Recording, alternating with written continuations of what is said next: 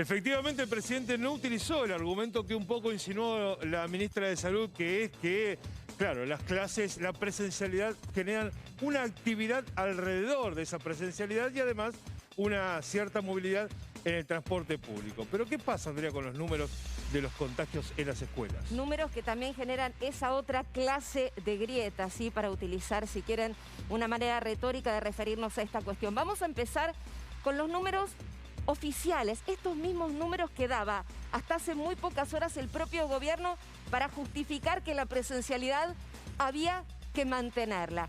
Tiene que ver con datos que surgen de la aplicación Cuidar Escuelas, una aplicación que implementó precisamente el gobierno para monitorear los casos en los contagios en todo el país.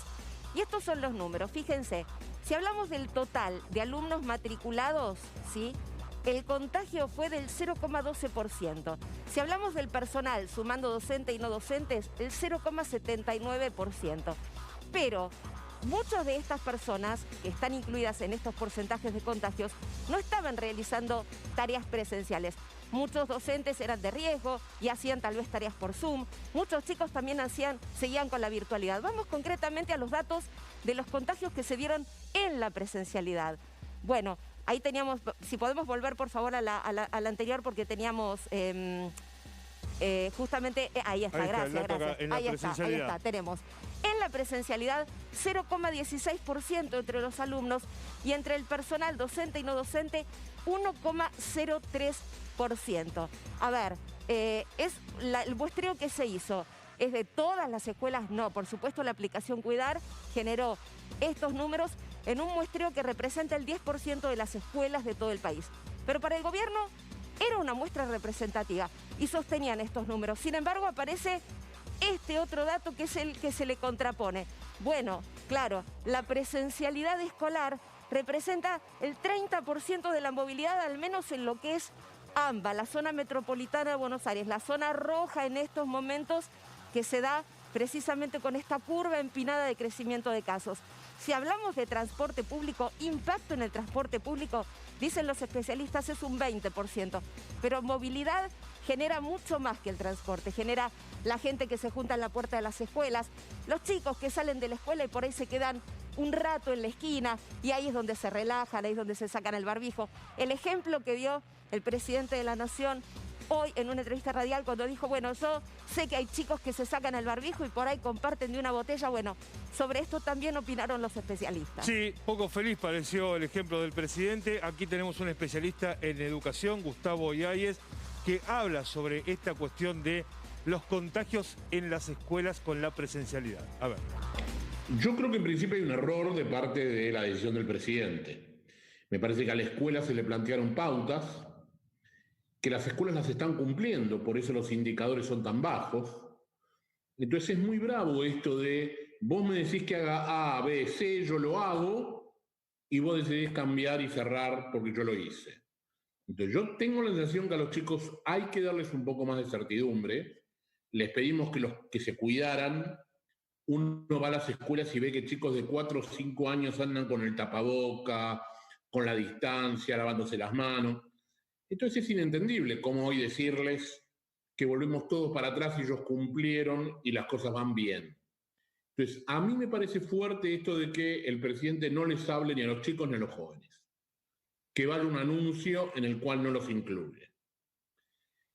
En tercer lugar, creo que es un problema no tener ningún plan B, porque la verdad es que la virtualidad hoy no es un plan B. Está claro que en la Argentina hay problemas de conectividad, que no hemos pensado una opción a la opción de estar todos en la escuela. Sí, hay un enojo del presidente que yo no sé de dónde viene, porque cuando él hoy cuenta la anécdota de los chicos que se cambian el tapaboca, yo la verdad que no vi en ninguna escuela los chicos cambiándose el tapaboca. No podés tomar una decisión por una anécdota, tenés que mirar números. Y los mismos números que publica el Ministerio de Educación dan la idea de que esta es una decisión inexistente, o sea que básicamente no había razones para hacer lo que se hizo, ¿no? O sea, dentro de 15 días nos van a decir otros 15 días. De hecho, en ningún momento el presidente dijo, yo les aseguro que esto el día tal volvemos a la escuela.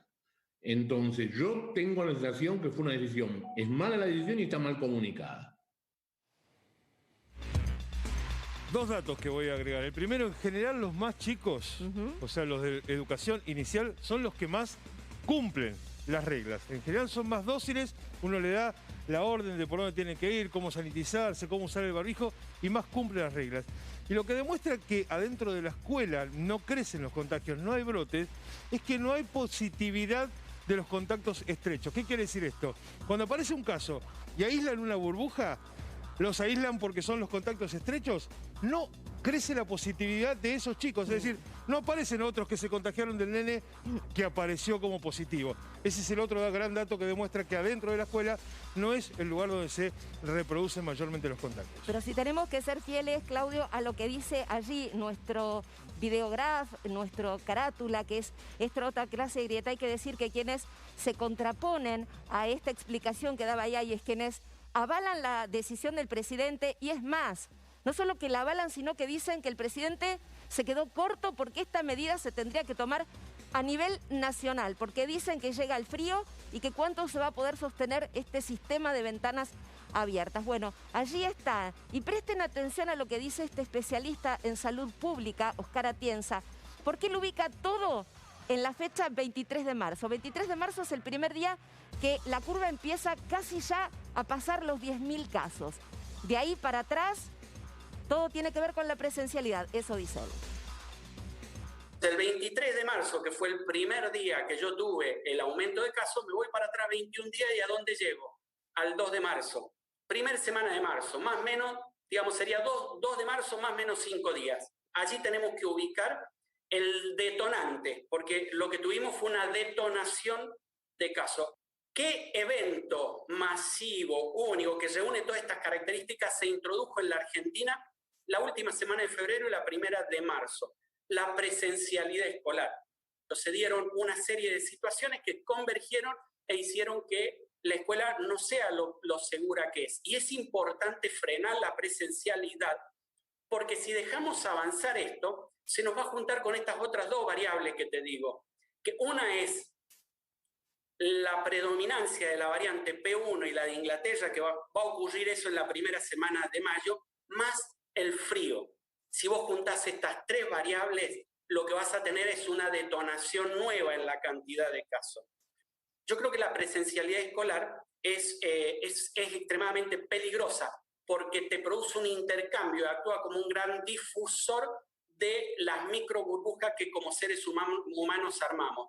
Yo creo que tenemos que llegar a un acuerdo y decir, esto es esencial que tengamos los chicos en la escuela. Yo quiero la escolarización de los chicos que estén en la escuela, pero no en pandemia.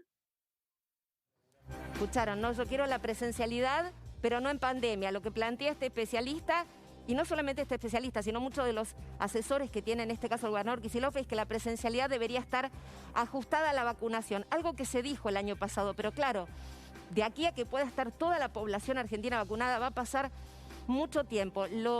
Me quedo con lo que dijo Yáñez en cuanto a que la decisión del presidente fue mal comunicada. Es decir, el presidente no se refirió ni a los datos que publicaba el gobierno justamente para defender la presencialidad, ni a los datos que circulan hoy que justifican esa movilidad que afecta tanto el tema contagios. Insistimos, todos dicen los contagios no son adentro de la escuela, son afuera, pero bueno, es como que dicen, me molesta el collar, maté al perro. Es un problema serio que está generando una grieta enorme entre los mismos especialistas, educación y salud. Si tenía un dato duro para argumentar era decir, bueno, quiero bajar la movilidad. Pero bueno, ¿qué dicen los pediatras sobre esa historia? Los pediatras primero hacen un llamado de atención a través de un comunicado de la Sociedad Argentina de Pediatría donde reiteran su preocupación por el impacto, el alto impacto, dicen en el comunicado, del aislamiento en niñas, niños y adolescentes. Y además plantean que la escuela es un lugar seguro. Claro, hacen referencia a esto que decíamos, que con los protocolos cumplidos, el nivel de contagio fue realmente bajo. E insisten que trabajar con niños, niñas, no es un factor de riesgo. Y por último piden que esta medida que se toma hoy, que se toma en el AMBA concretamente, para suspender la presencialidad, dicen que sea por tiempo limitado, la menor cantidad de tiempo posible y también dicen lo más segmentado posible. Es decir, completamente en contra de los pediatras de que esta medida se tome a nivel nacional.